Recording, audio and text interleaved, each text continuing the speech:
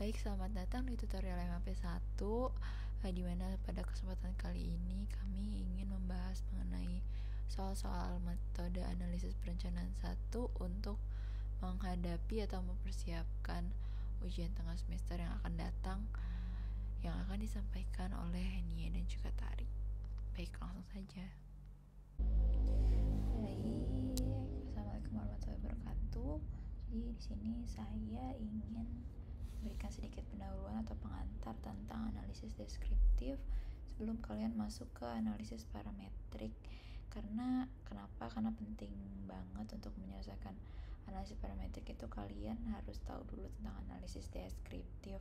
Bagaimana cara menyimpulkan sebuah data, apakah menggunakan tendensi sentral yang mana, dispersi data yang bagaimana.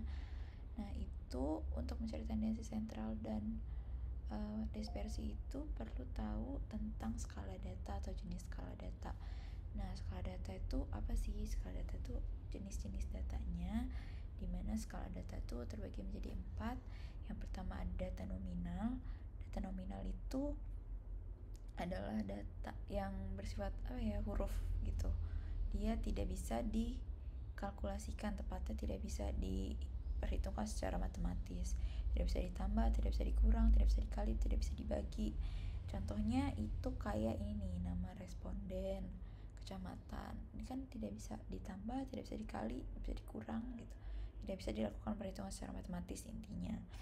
Kemudian yang kedua ada data ordinal, di mana data ordinal ini merupakan data tingkatan. Bisa aja data tingkatan berupa kualitatif juga nih, seperti sangat kotor, bersih, sangat bersih gitu, atau sangat baik, sedang, buruk gitu ya. Terus ada juga yang bisa berupa angka.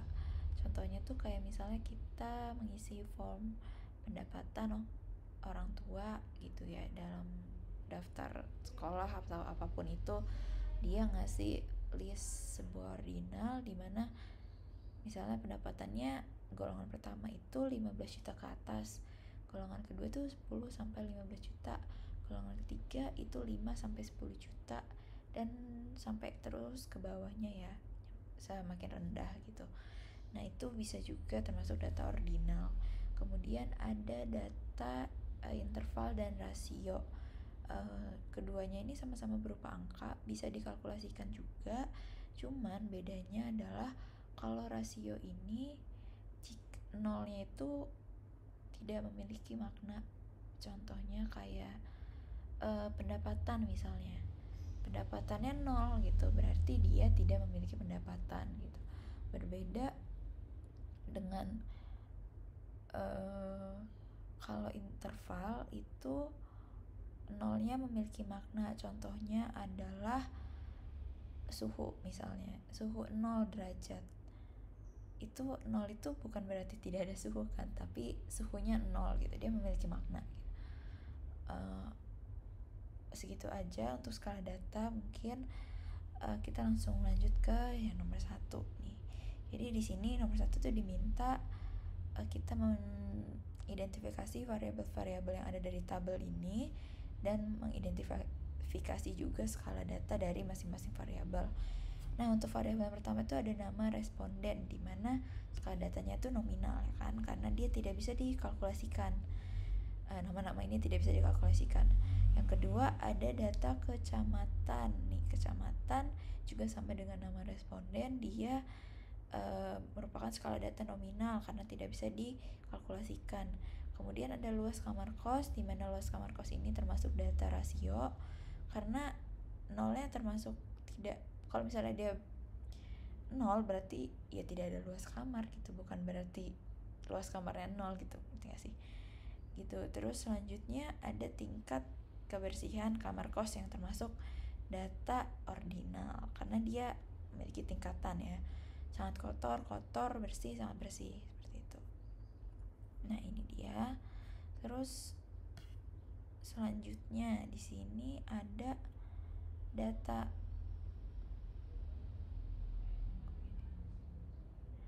Nah, selanjutnya ini ada variabel 3. ini ada variabel kecamatan. Nah, variabel kecamatan ini karena tadi bersifat nominal ya. Nah, di sini ada tabel-tabel untuk mengidentifikasi nilainya, untuk melihat tally-nya, frekuensi kumulatif, proporsi, persen, persentase kumulatif. Nah, untuk melihat nilainya ini gimana sih caranya? Karena ini tentang variabel kecamatan, kita hanya fokus pada kolom variabel kecamatan tersebut. Ada berapa sih nilai-nilainya? Yaitu kita mengkategorikan ke berbagai berbagai kategori lah ya. Gitu. Misalnya contoh di sini ada kecamatan. Ada Waihui nih. Waihui satu kategori, Waihui semua nih. 1 2 3 banyak ya nih Waihui. Kita kategori menjadi satu aja Waihui. Kedua ada Tanjung Senang. Nah, ini selanjutnya yang ini enggak usah ditulis lagi karena kita jadikan satu kategori. Terus selanjutnya ada Sukarame. Ini juga Sukarame enggak usah kita jadikan kategori. Berarti dari seluruh kecamatan yang ada dari 40 responden ini ada 3 kategori kecamatan, yaitu Waihui, Tanjung Senang, dan juga Sukarame. Nah, karena sisanya ini hanya mengulang-ulang dari kategori tersebut saja. Nah, ini bisa kita lihat di sini nih. Nah, ini nilainya kita bagi menjadi 3 kategori tersebut, Waihui, Tanjung Senang, dan Sukarame. Kemudian mencari tally. Tally ini bagaimana sih sebenarnya? Tally ini cara menghitung frekuensi, cara mempermudah untuk menghitung frekuensi ya. Jadi misalnya contoh nih Waihui, kita nemu Waihui 1, masukin tally-nya 1. Ketemu lagi Waihui, masukin tally di bagian Waihui yang kedua. Terus Tanjung Senang, masukin tally di bagian Tanjung Senang 1. Terus masukin tally di Sukarame 1, dan seterusnya hingga selesai. Ketemu deh, nanti akan ketemu tally-nya segini. Nanti kalian hitung sendiri aja pokoknya. Atau kalau mau lebih mudahnya lagi, kalian hitung dulu frekuensi. Misalnya frekuensinya Waihui ada 15, ya udah buat aja tally-nya 15 gitu ya. Terserah kalian aja, itu opsional. Mau kalian cari tally dulu atau frekuensi dulu, terserah, semudahnya kalian. Terus nanti Tanjung Senang itu tadi ada 13 responden yang tinggal di Tanjung Senang, dan ada 12 responden yang tinggal di Sukarame. Nah, selanjutnya ada frekuensi kumulatif. Frekuensi kumulatif ini cara mudahnya itu ini, frekuensi pada baris pertama ini kita masukin ke frekuensi kumulatif baris pertama. Kemudian untuk frekuensi kalimat kumulatif baris kedua, kita menjumlahkan ini 15 ditambah 13 nih, baru dimasukin ke frekuensi kumulatif yang kedua. Terus selanjutnya 15 ditambah 13 ditambah 12 hasilnya 40, baru dimasukkan ke frekuensi kumulatif baris ketiga, kayak gitu. Nah, untuk proporsi itu kita lakuin di masing-masing nilai atau masing-masing frekuensi. Contoh proporsi Waihui atau proporsi responden Waihui yang ada di keseluruhan responden, itu kita bisa hitung di 15 frekuensinya per total frekuensi 40 sama dengan 0,4. Terus selanjutnya proporsi untuk responden yang tinggal di Tanjung Senang ada 13 per 40 sama dengan 0,3. Begitu juga dengan Sukarame 12 per 40 sama dengan 0,3. Nah, dari proporsi ke persentase itu hanya tinggal dikali 100. Contohnya nih 0,4 tinggal dikali 100, persennya hasilnya adalah 40%. 0,3 juga dikali 100 hasilnya 30%. Begitu juga dengan Sukarame, hasilnya 30%. Nah, persen kumulatif ini sama juga dengan frekuensi kumulatif. Persen yang pertama kita masukkan ke baris persen kumulatif yang pertama, yaitu 40%.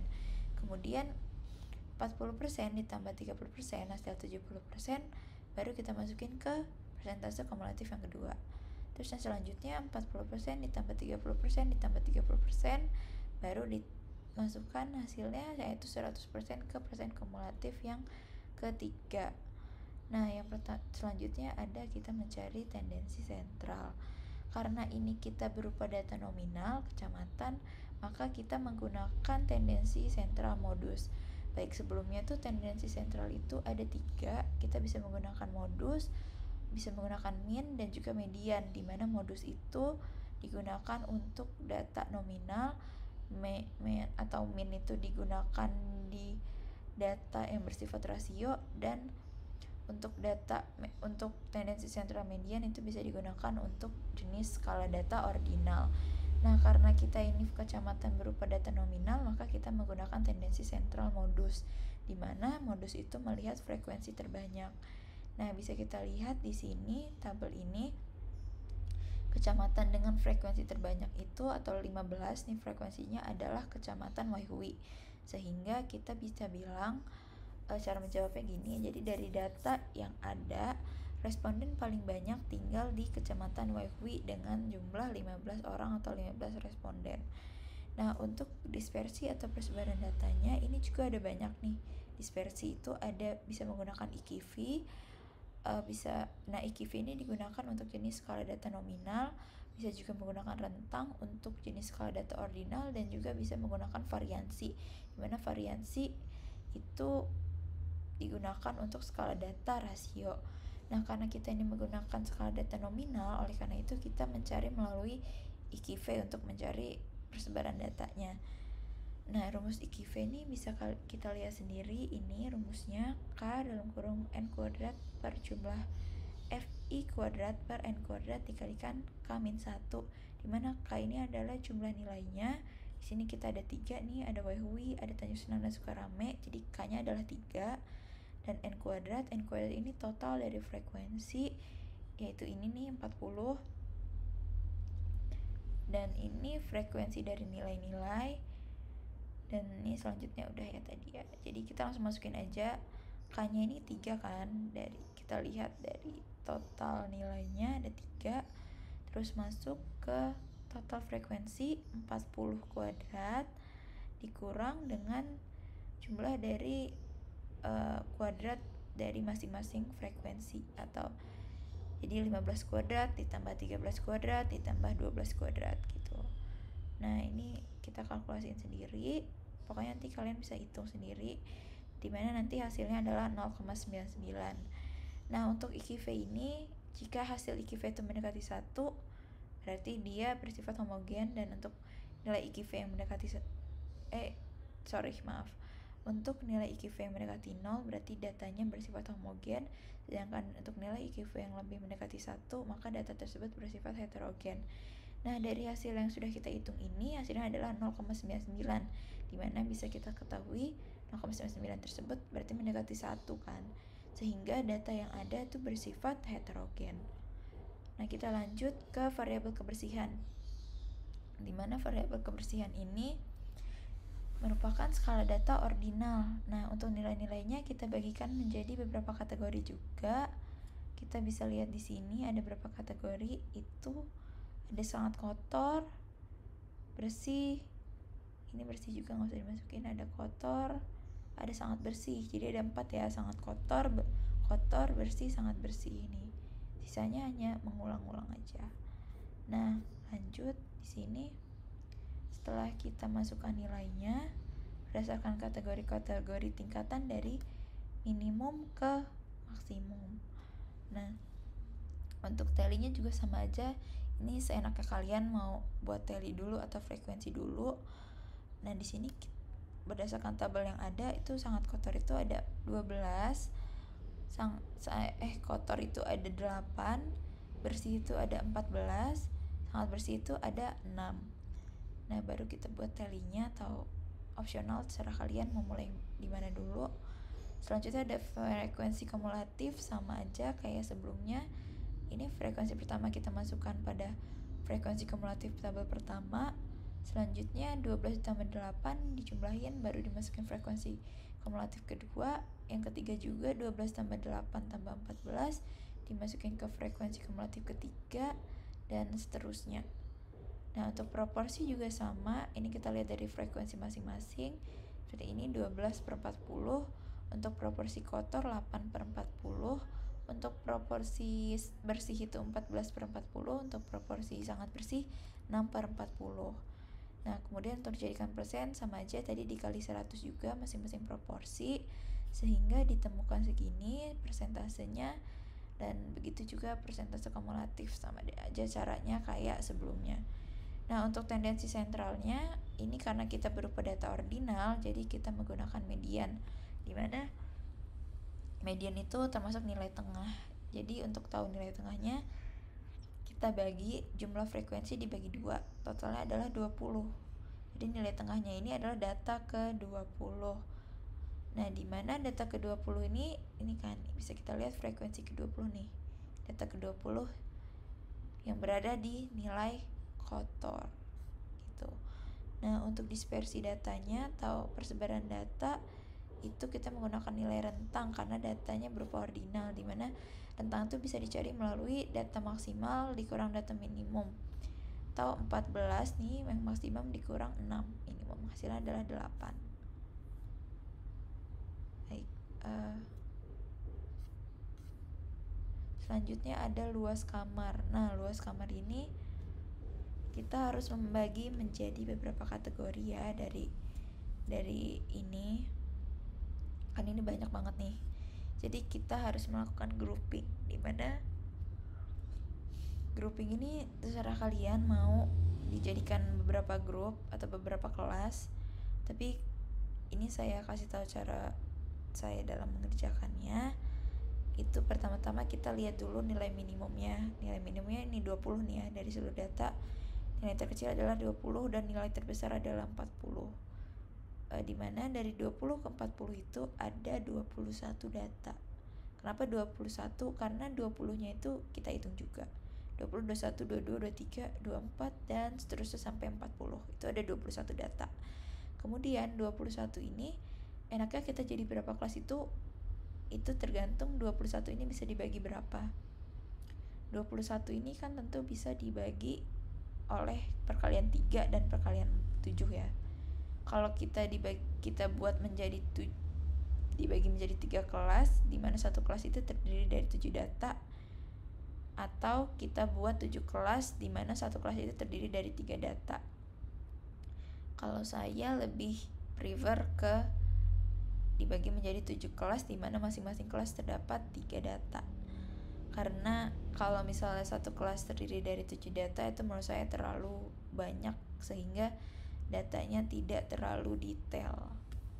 Nah, sehingga ini kan kita bisa lihat nih, data terkecil tadi 20, data terbesar 40. Kita ingin membagi menjadi 7 kelas, sehingga 21 dibagi 7 sisanya 3 adalah 3 kan. Jadi masing-masing kelas ini memiliki 3 nilai. Seperti ini nih, 20, 21, 22 itu 3 nilai. 23, 24, 25 itu 3 nilai dan seterusnya.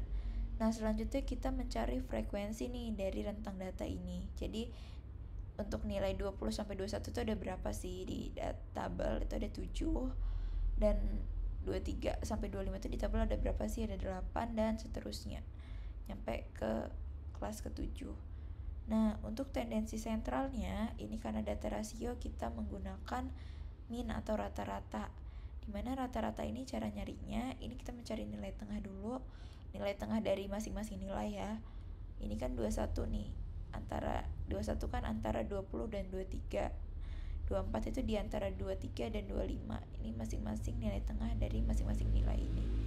Setelah kita identifikasi nilai tengah ini, baru kita kali frekuensi dengan nilai tengah atau X. Kita kali 7 kali 21, 8 kali 24 dan seterusnya. Kemudian nanti kita jumlahkan F kali X ini. Nah, jumlahnya adalah 1143. Sehingga untuk mencari min atau rata-ratanya itu 1143 dibagi dengan jumlah frekuensi atau 40. Hasilnya adalah 28,5. Sehingga bisa kita bicarakan bahwa rata-rata luas kamar responden yang ada adalah 28,5 meter persegi. Nah, untuk mencari dispersinya atau persebaran nilainya itu bisa menggunakan variansi karena jenis data yang ada berupa rasio. Nah, berikut ini adalah rumusnya. Nih, dimana X min X itu ini nih, X ini dikurangkan dengan minnya atau 28,5. Jadi masing-masing ya, 21 dikurang 28,5 kuadrat ditambah 24 kurang 28,5 kuadrat, 27 kurang 25 kuadrat, dan seterusnya. Nanti setelah kalian kuadratkan, kalian kurangkan dulu masing-masing, baru kalian kuadratkan, terus masing-masing kuadratnya baru dijumlahkan. Nah, nanti hasil jumlahnya baru dibagi 40. Ketemu deh dispersi datanya atau nilai variansinya berapa. Baik, mungkin segitu saja penjelasan dari analisis deskriptif. Selanjutnya akan dijelaskan mengenai analisis parametrik. Mungkin yang penting-penting aja adalah untuk mengetahui skala data itu apa aja, tendensi sentral itu apa aja, dan dalam menggunakan tendensi sentral itu bagaimana sih, misalnya kayak tadi modus digunakan dalam skala data apa, min digunakan dalam skala data apa, dan juga untuk mencari persebaran data juga gitu. Persebaran data untuk data rasio apa aja sih, untuk persebaran data untuk data nominal itu apa sih, persebaran data untuk data ordinal itu apa sih. Sebenarnya itu aja sih yang perlu diketahuin dari kalian. Mungkin bisa langsung aja ke pembahasan selanjutnya. Saya ini Amalia Sasmita, NIM 118220053 akan menjelaskan tentang soal latihan estimasi interval, di mana nomor 1 berisikan rata-rata pengeluaran penduduk desa diestimasikan dengan menggunakan 200 sampel KK, yang dihasilkan rata-rata pengeluaran setiap KK-nya sebesar 1.750.000 dengan standar deviasi sebesar 125.000 dengan tingkat keberartian 1%. Berapa rata-rata pengeluaran seluruh KK yang ada di desa ini? Nah, di sini ada tingkat kepercayaan, nilai alfa, nilai kritis Z alfa per 2. Nah, diketahui, kita lihat dari soal di atas, rata-rata yang digunakan sampel sebesar 200 KK dengan rata-rata pengeluaran sebesar 1.750.000 dan standar deviasi sebesar 125.000. Nah, di sini juga dapat kita lihat bahwa tingkat keberartian dapat kita artikan sebagai nilai alfa sebesar 1% atau dapat diartikan sebagai 0,01. Nah, dari nilai alfa 0,1 ini didapatkan nilai Z alfa per 2 melalui tabel Z, yaitu 2,576. Nah, di sini kita diminta untuk mencari rata-rata pengeluaran seluruh KK yang ada di desa ini, atau dapat diartikan sebagai mencari rata-rata populasinya. Nah, estimasi interval digunakan untuk mengetahui rata-rata populasi berdasarkan rata-rata sampel. Nah, di sini kita menggunakan nilai CI. CI itu estimasi interval. Nah, CI yang kita gunakan di sini adalah rata-rata satu sampel, karena sampel yang kita gunakan hanya rata-rata pengeluaran. Nah, oleh sebab itu, menggunakan rumus CI sama dengan X bar plus minus Z alfa per 2 dikali standar deviasi per akar N. Nah, di sini kan kita belum memiliki akar N nih. Jadi, akar N-nya itu sama dengan SQRT, buka kurung, kalian pilih sel yang sudah ada di nilai sampelnya, tutup kurung. Nah, untuk mencari nilai CI sama dengan X bar, nilai X bar, plus Z. Nah, karena Z ini bakal kita operasikan lagi dengan standar deviasi, maka kita menggunakan kurung. Z dikalikan, nah standar deviasi ini kan akan kita operasikan dengan akar sampel, maka kita pakaikan kurung lagi. Standar deviasi per akar sampel, tutup kurung lagi, maka enter. Nah, di sini kita dapatkan batas atas dari estimasi intervalnya. Untuk mencari batas bawah, kita menggunakan rata-rata dikurang Z dikali standar deviasi per akar N tutup kurung. Nah, maka ditemukan estimasi interval sebesar 1.727.231. Nah, dengan batas atas sebesar 1.772.769.000. Oke, maka nomor 1 selesai. Nah, di sini ada soal nomor 2. Pembangunan infrastruktur jalan tol merupakan salah satu jenis investasi yang akan memberikan dampak ekonomi maupun finansial. Dengan tolak ukur kelayakan adalah nilai FIR, Financial Internal Rate of Return. Nilai FIR yang lebih besar dari suku bunga yang berlaku berarti bahwa investasi tersebut layak secara finansial. FIR memiliki arti besarnya tingkat pengembalian modal per tahun dari suatu investasi. Dari 14 ruas jalan tol yang diambil, pihak BPJT, Badan Pengelolaan Jalan Tol, menganggap bahwa nilai FIR seluruh jalan tol di Indonesia adalah sebesar 17,81%. Carilah selang kepercayaan 95% untuk mengestimasi rata-rata FIR seluruh jalan tol Indonesia. Nah, di sini kita seperti soal nomor 1, ini kan carilah selang kepercayaan, mengestimasi rata-rata FIR seluruh jalan tol di Indonesia. Berarti dia menggunakan mencari karakteristik populasi menggunakan karakteristik sampel.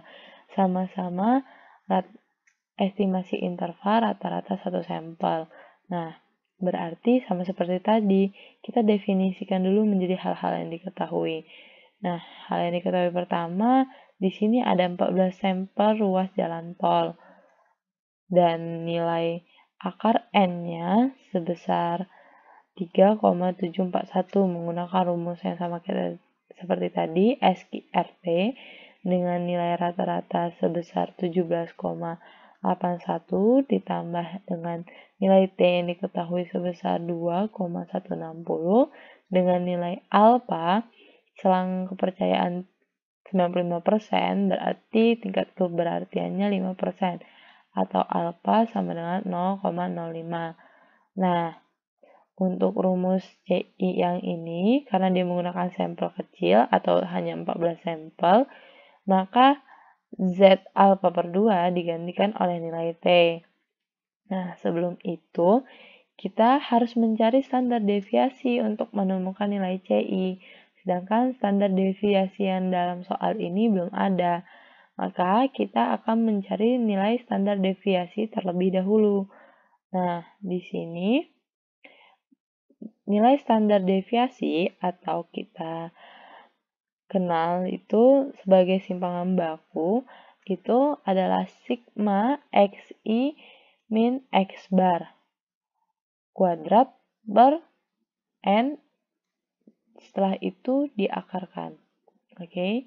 Nah, dari tabel ini atau tabel yang disediakan pada soal, kita mencari nilai xi per x bar diakarkan 2. Nah, saya contohkan ya, sama dengan xi.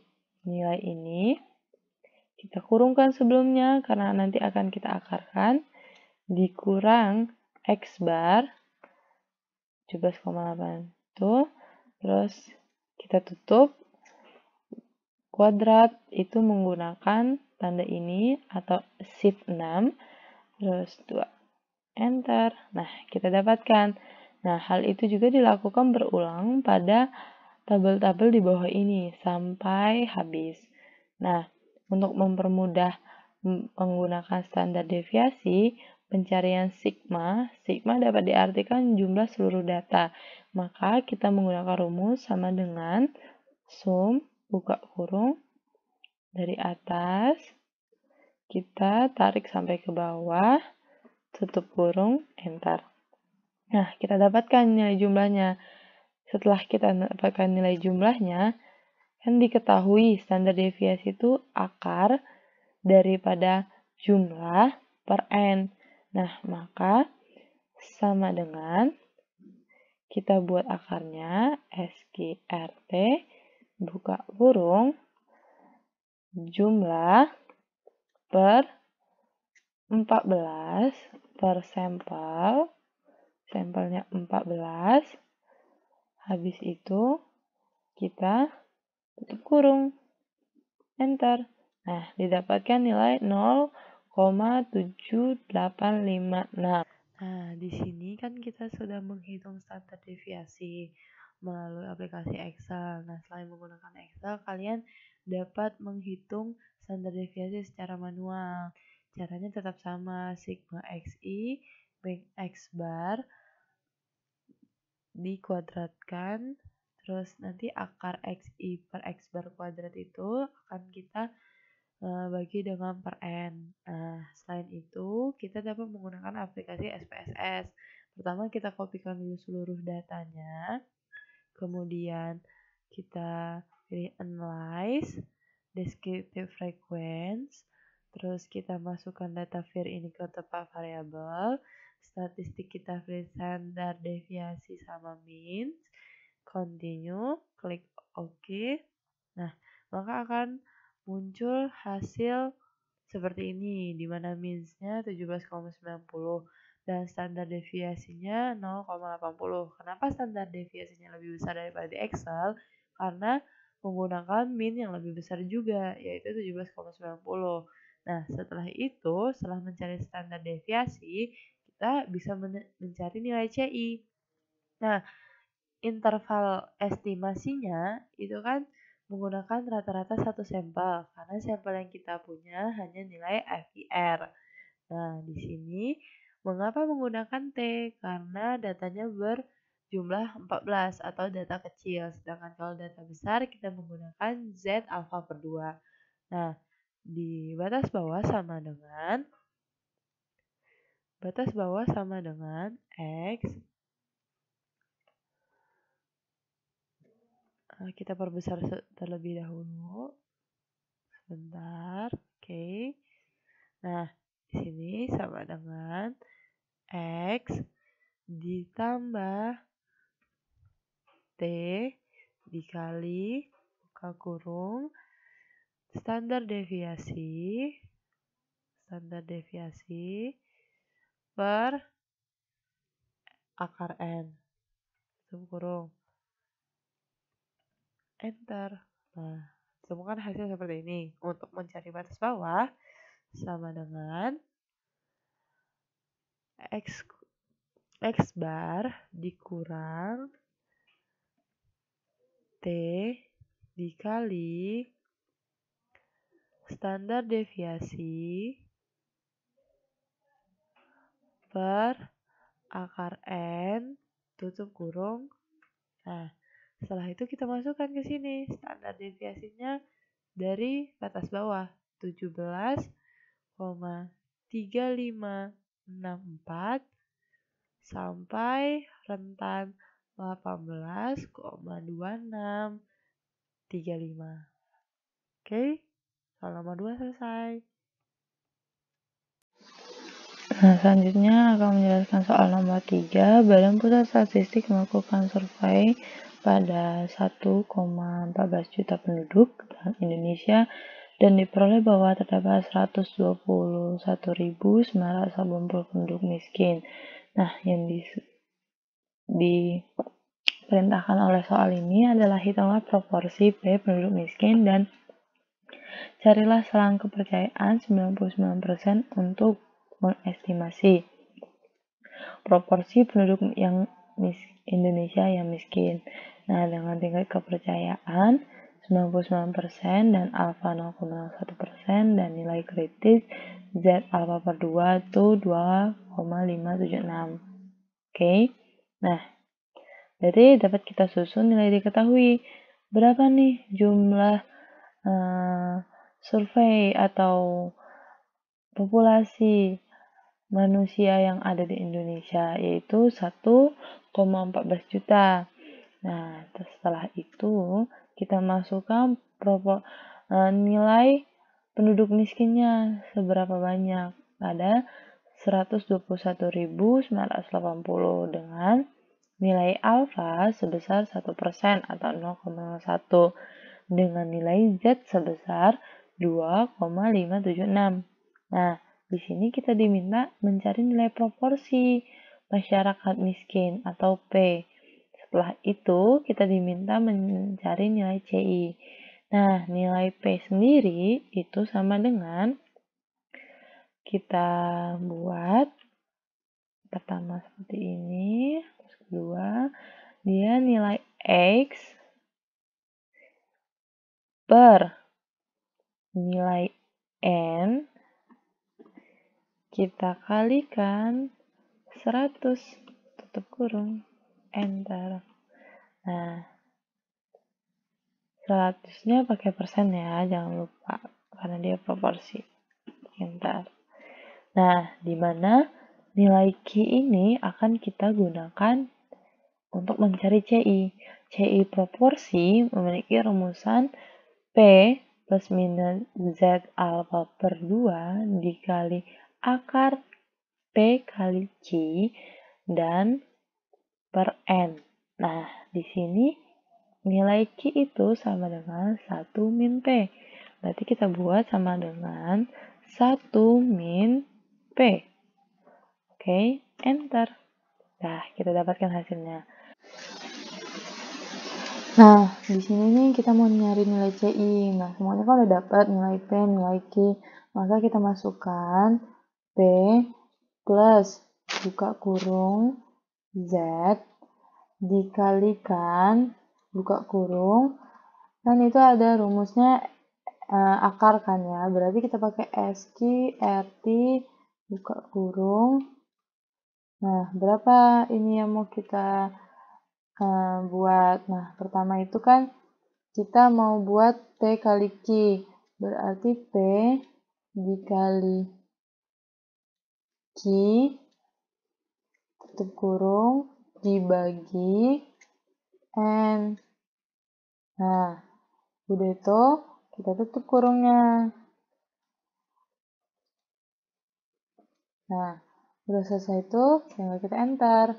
Maka ketemu hasil itu. Terus mencari batas bawahnya sama dengan sama seperti yang tadi, cuma dia dikurang. Minus buka kurung Z dikali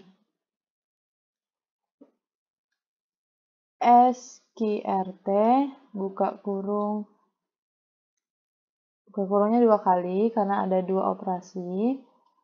P kali Q tutup kurung per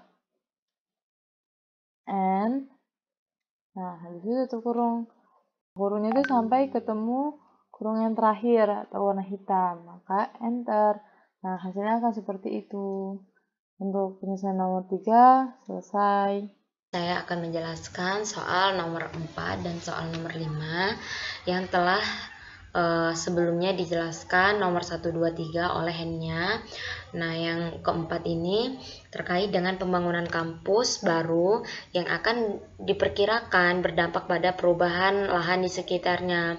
Nah, terdapat 20 responden yang telah diwawancarai terkait perubahan harga lahan sebelum dan setelah adanya kampus. Seperti data yang telah terlampir, ini data yang terlampir.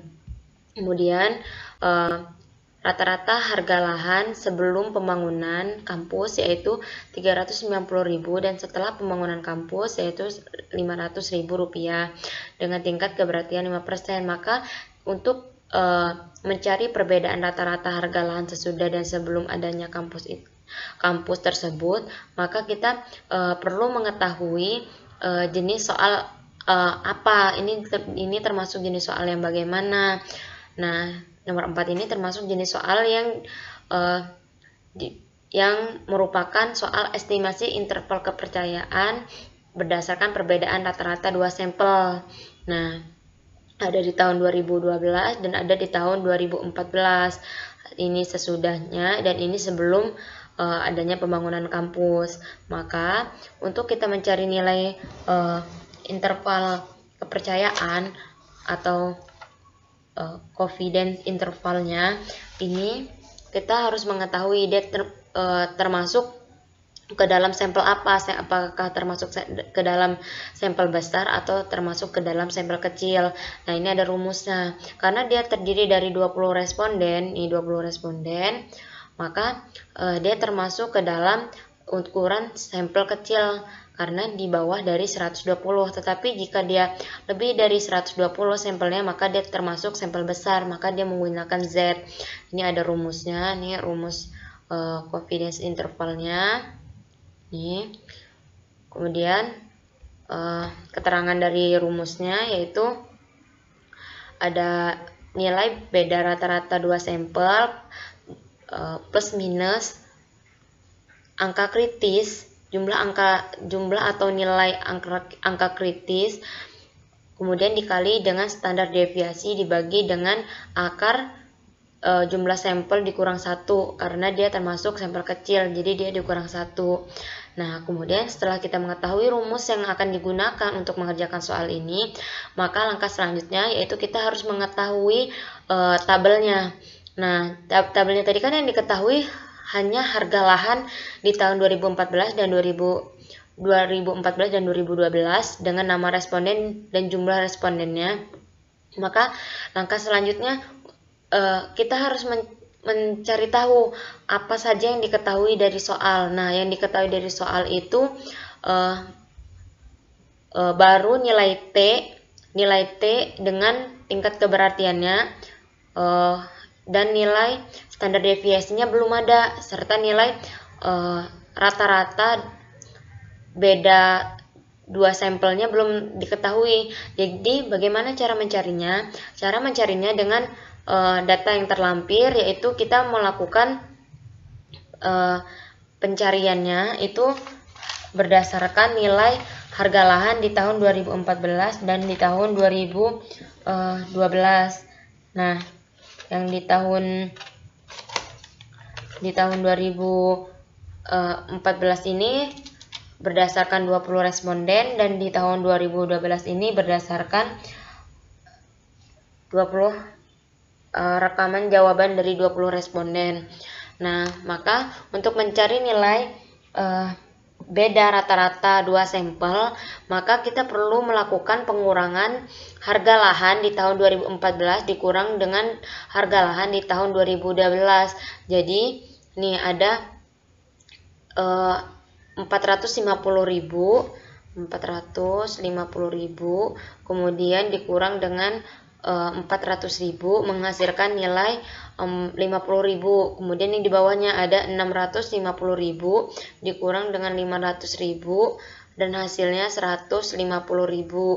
Kemudian yang selanjutnya ini ada 700.000 dikurang dengan 500.000 maka menghasilkan 200.000. Dan begitu juga seterusnya sampai ke semua data ini, data 20 responden ini. Sama aja caranya dengan melakukan pengurangan di tahun akhir dikurang dengan tahun awal. Kemudian setelah kita mengetahui jumlah keseluruhannya, maka kita mencari nilai rata-ratanya. Jumlah keseluruhan dari nilai ini berapa? Kemudian dibagi dengan banyaknya responden. Hasilnya yaitu ada 120.000. Ini bisa kalian hitung. Caranya sama kayak seperti kalian mencari nilai rata-rata yang biasanya. Kemudian yang selanjutnya yaitu mencari nilai D dikurang dengan D rata-rata, yaitu dia merupakan nilai hasil rata-rata perbedaan sampel tadi. Nah, jadi nilai sampel atau nilai hasil pengurangan sampel ini kemudian dikurang dengan nilai hasil rata-rata beda sampelnya. Jadi seperti ini, 50.000 dikurang dengan 120.000 hasilnya negatif 70.000. Kemudian 150.000 dikurang dengan 120.000 hasilnya 30.000. Nah, gitu juga selanjutnya dari atas sampai bawah itu sama aja caranya. Tinggal kalian lakukan pengurangan saja. Nih, kalau belum jelas, kita bisa lihat di respon ketiga, yaitu 200.000 dikurang dengan 120.000 menghasilkan 80.000. Nah, begitu juga. Kemudian yang selanjutnya yaitu langkahnya kita mencari nilai pengkuadratan dari hasil nilai yang udah kita cari ini. Nih, dari nilai data yang perbedaan harga lahan tahun 2014-2015, kemudian dilakukan pengurangan terhadap jumlah rata-ratanya, rata-rata 2 sampel, kemudian dikuadratkan, ini hasilnya.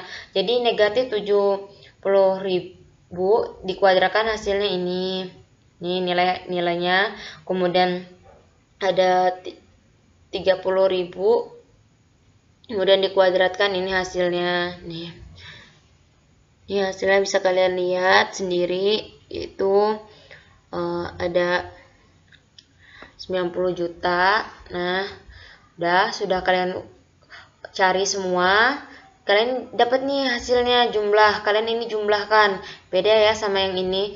Ini kita mencari nilai minnya.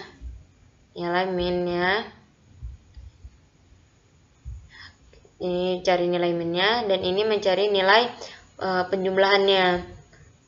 Sudah kita ketahui, maka caranya kita belum mengetahui kan nilai standar deviasi.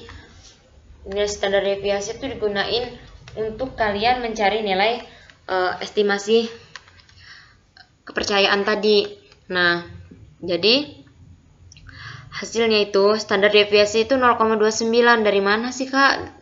0,29 itu, nah 0,29 itu asalnya dari akar jumlah dari data hasil pengurangan di harga lahan di tahun 2014 dikurang dengan 2012 dibagi dengan rata-rata beda 2 sampelnya, sampel di tahun 2014 sama di tahun 2012-nya, kemudian dikuadratkan.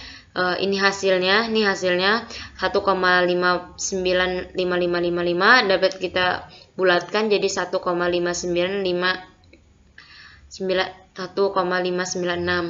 Nah, kemudian dibagi n-nya itu berapa? N-nya itu 20 dikurang 1 jadinya 0,084, dan akar dari 0,084 itu sama aja dengan 0,29. Udah kita ketahui. T-nya tadi kan diketahui dari soal, tapi itu keliru, ada terjadi kesalahan di nilai T-nya. Dapat kita ubah dengan nilai T yang benar. Nah, nilai T yang benar yaitu karena tadi sudah diketahui nilai tingkat keberhasilannya yaitu 5% ya. Tingkat keberhasilannya 5%. 5%.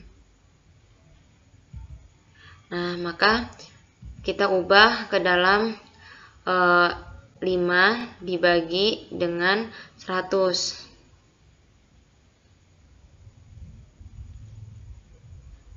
Jadinya 0,05.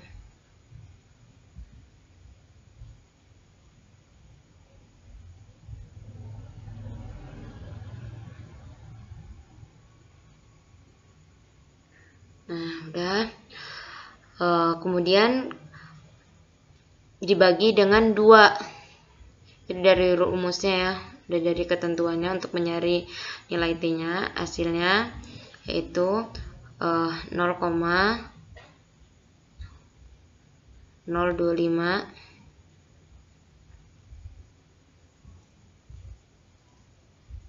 kemudian 19 ini dari mana? 19 itu dari n banyaknya data dikurang dengan 1, hasilnya 19. Kemudian kita cari dari tabel T. Nah, kalian harus download dulu tabel T-nya. T-nya itu PR-nya tadi berapa? 0,025 ya. Nih 0,025, dan DF-nya yaitu tadi 19 dari banyaknya data dikurang 1 nih. Dengan ininya 0,025, jadinya ini 2,093. Jadi hasilnya 0,19 ini dari banyaknya data dikurang 1 ya. Dan dari tabel T kita lihat bahwasannya nilai T-nya tadi itu 2,9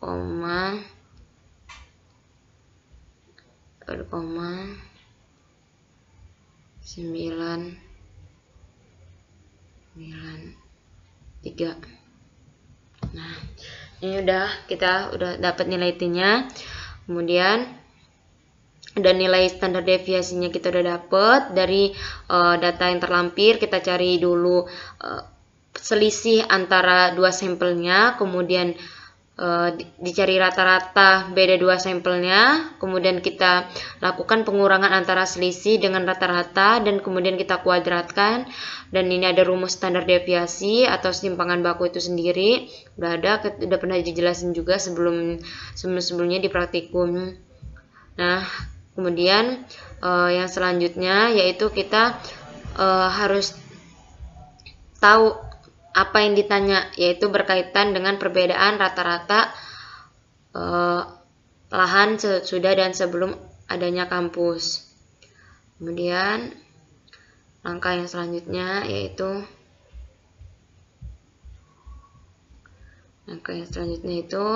kita melakukan pengukuran atau menulis rumus dari nilai confidence interval berkaitan dengan perbedaan rata-ratanya.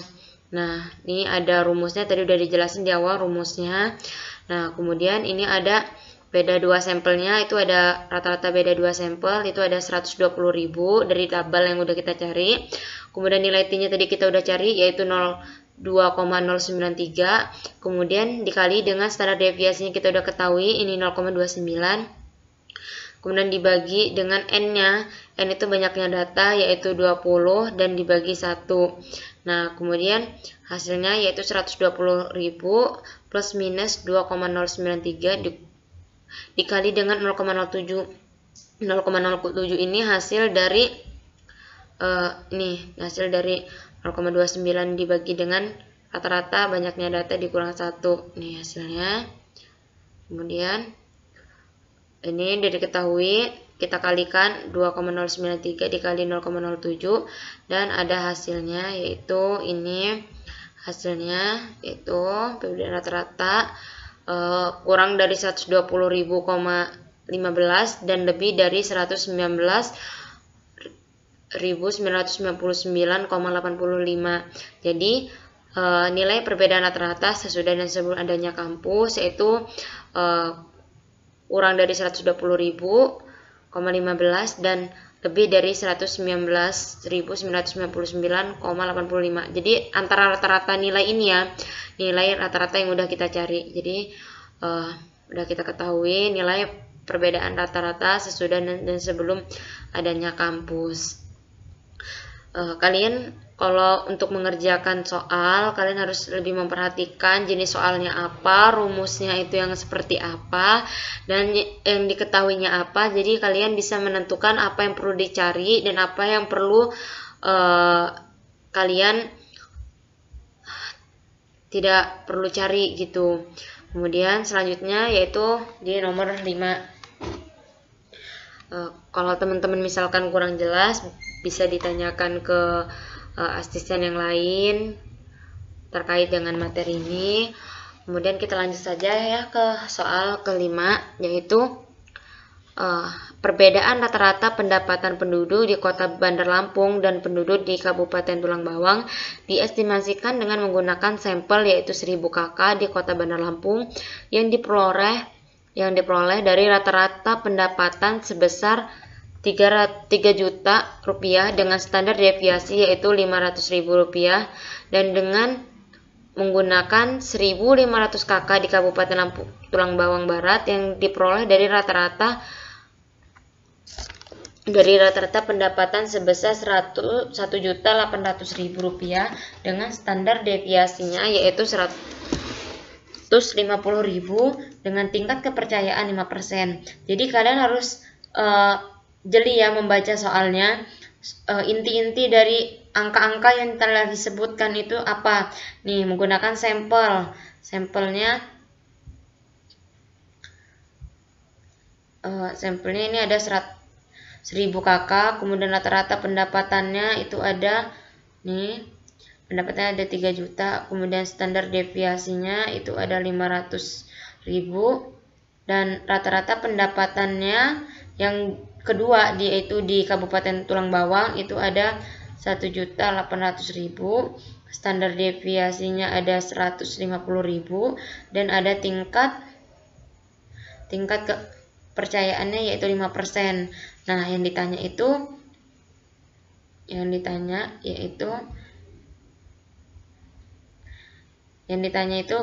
berapa perbedaan rata-rata pendapatan populasi penduduk Kota Bandar Lampung dan Kabupaten Tulang Bawang Barat. Nah, kalian harus jeli-jeli dalam membaca soal-soalnya. Nih yang ditanya. Kemudian kita tulis dulu seperti yang awal, kita harus tahu dia jenis soal yang apa. Nah, kemudian cara mencarinya bagaimana, rumusnya apa, kita harus tahu.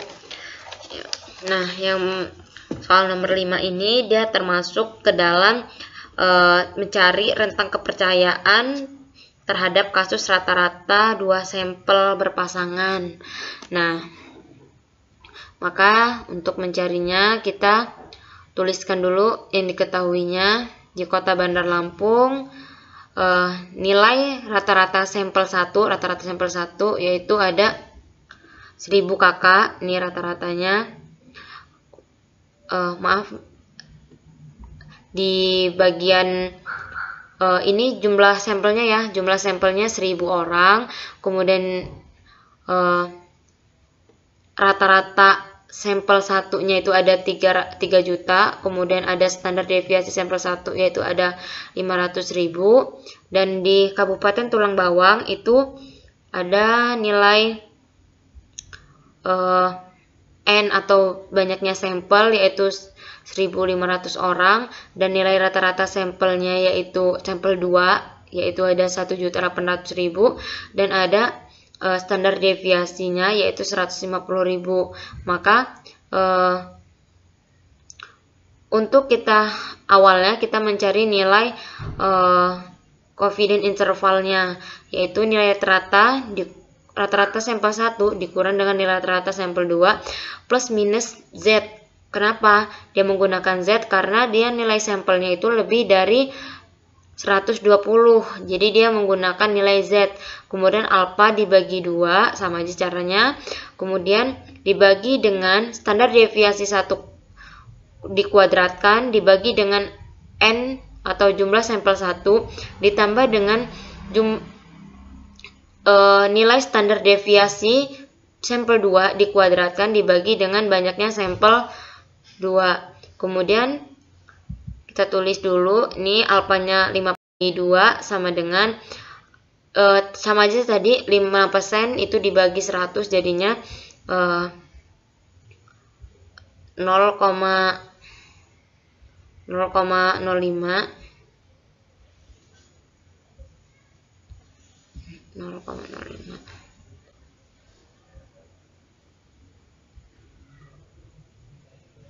Ya. 0,05 dibagi 2, kemudian jadi Z-nya itu 0,025. Nah, kita lihat di tabel Z-nya. Kalian harus download dulu tabel Z-nya itu untuk kalian bisa tahu nilai Z-nya. Nilai Z-nya ini udah saya cari itu 1,96. Bisa kita buktikan lagi.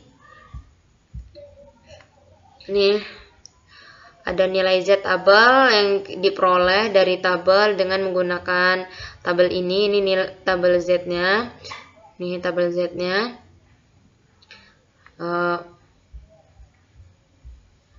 Maka yang selanjutnya yaitu kita melakukan perhitungan terhadap Z tabelnya. Tadi kan 0,025, maka di sini kita harus tahu ini adalah baris dan ini adalah kolom. Nah, kita harus membedakan antara baris dan kolomnya. Maka 0,025 ini adalah nilai pada perpotongan A baris 0,02 nih, 0,02, dan kolom yaitu 0,005 nih, 0,005 nih. Jadinya dia hasilnya 1,96. Jadi angka ini 0,02 digunakan untuk baris dan 0,005 digunakan untuk kolom, dan ketemu hasilnya yaitu 1,96. Nah, ya mudah kan carinya ya. Cara nyarinya itu kalian harus pelan-pelan, terus kalian lihat lagi, kalian teliti, maka kalian akan ketemu nih hasilnya 1,96. Kemudian yang ditanya yaitu nilai rata-rata 1 dan nilai rata-rata sampel 2. Nah, maka kalian tulis dulu rumusnya apa. Ini rumus untuk confidence intervalnya udah dijelaskan tadi. Kalian masukin aja nilai rata-rata sampel 1-nya 3 juta dan nilai rata-rata sampel 2-nya itu ada 1.800.000. Ini diketahui dari soal ya. Kemudian Z-nya yang kita udah cari tadi 1,95, terus dibagi dengan standar deviasi sampel 1 500.000 dikuadratkan, dan standar deviasi sampel 2 150.000 dikuadratkan dan dibagi dengan banyaknya sampel 1 100.000 dan banyaknya sampel 2 150.000. Ini kalian kuadratkan hasilnya seperti kalian menghitung seperti biasanya. Kemudian 1,95 ini 96. Kemudian kalian kalikan dengan akar dari ini tadi yang udah kalian cari. Ini hasilnya 265.000. Kemudian kalian akarkan ini hasilnya dan kalian kali, dan hasilnya yaitu 1.200.000 plus minus 3.196,4. Nah, ini maka kalian tambah 1.200.000 ditambah dengan 31.906,4. Ini hasilnya yaitu ini hasilnya. Kemudian kalian kurangkan 1.200.000 dikurang dengan 31.906,4, ini hasilnya. Maka kalian akan ketemu sehingga perbedaan rata-rata pendapatan populasi penduduk di Kota Bandar Lampung dan Kabupaten Tulang Bawang Barat yaitu sebesar kurang dari 1.231.906,4 dan lebih dari 1.168.093,6. Nah, gitu caranya, hampir sama aja untuk penyelesaian kasus-kasusnya dari nomor 4, nomor 5, dan semuanya berkaitan antara nomor 1, 2, 3, dan 4 serta 5. Sekian penjelasan dari kami. Jika ada kesalahan mohon dimaafkan, dan jika teman-teman perhatikan masih belum paham terhadap apa yang kami jelaskan, boleh ditanyakan lagi. Baik, segitu saja penjelasan yang dapat disampaikan. Apabila kalian memiliki pertanyaan, bisa langsung ketik pertanyaannya di komen, atau juga bisa langsung menghubungi asisten praktikumnya masing-masing.